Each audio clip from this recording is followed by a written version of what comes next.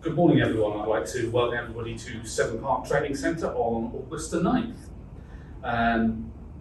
This is a meeting of the People and Culture Committee to select the Assistant Chief Fire Officer.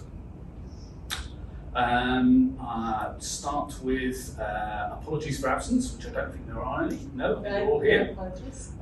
Emergency evacuations. I will take the lead of the Chief Fire Officer. Thank you, Chair. We are expecting a fire alarm test at 10:30 this morning, so no action in terms of that timing wise, but if there's a fire alarm outside of those times, there's fire exits that are clearly marked within the room, and we congregate in the rear yard at the back of the training centre.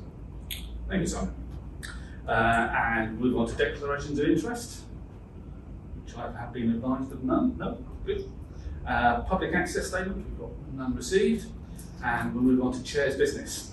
I'd like to confirm that this People and Culture meeting is taking place as a face-to-face meeting due to the continuing prevalence of COVID-19.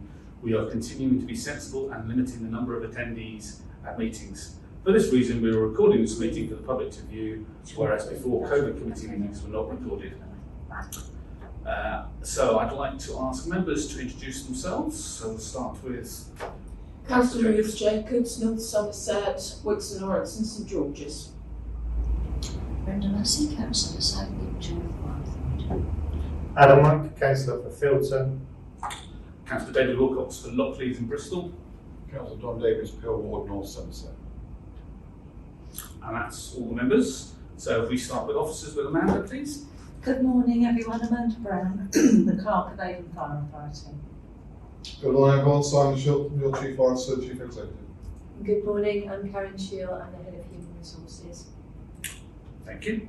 And I'd like to advise that any voting required will take place as follows. I will ask members for any votes against, any abstentions, and assume that all other members are voting for. I'd like to then move on to the exclusion of the press and public. To resolve that the public be excluded from the meeting during the following items of business on the grounds that they contained exempt information pursuant to Schedule 12A, Part 1 of the Local Government Act 1972, and that in accordance with Schedule 12A, Part 2, Paragraph 10 of the Local Government Act 1972, the public interest in maintaining the exemption outweighs the public interest in disclosing the information. So I'd like to move that we go into exempt session. Any votes against? Any abstentions? So I assume you're all ready to move into exempt session. Thank you very much. I second that, didn't I, David? You did? Yes. Yes.